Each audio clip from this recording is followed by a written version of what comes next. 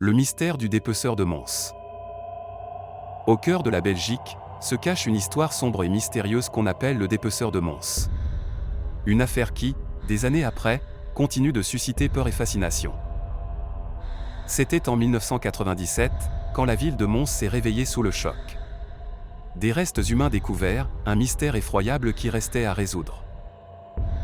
La police, désemparée, ne savait où commencer.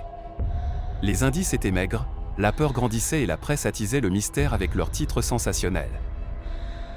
Bien vite, l'affaire a gagné en notoriété. Le dépeceur de Mons est devenu le sujet des conversations, la terreur de la ville, le monstre dans l'ombre. Les victimes, toutes des femmes, ont été retrouvées démembrées.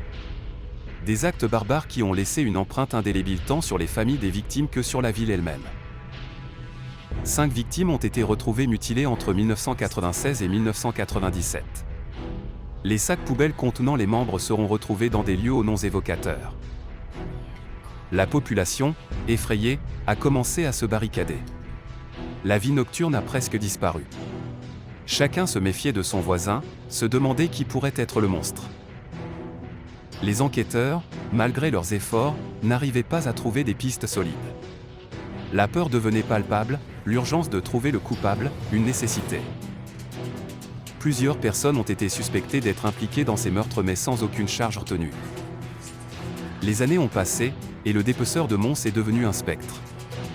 Malgré quelques arrestations, personne n'a été définitivement reconnu coupable. Le mystère reste entier. Qui était le dépeceur de Mons? Pourquoi ces femmes ont-elles été choisies? Ces questions restent sans réponse. Des théories ont été proposées. Des suspects ont été pointés du doigt. Mais sans preuve concrète, le dépeceur reste un mystère. Malgré l'horreur, la vie a repris son cours à Mons.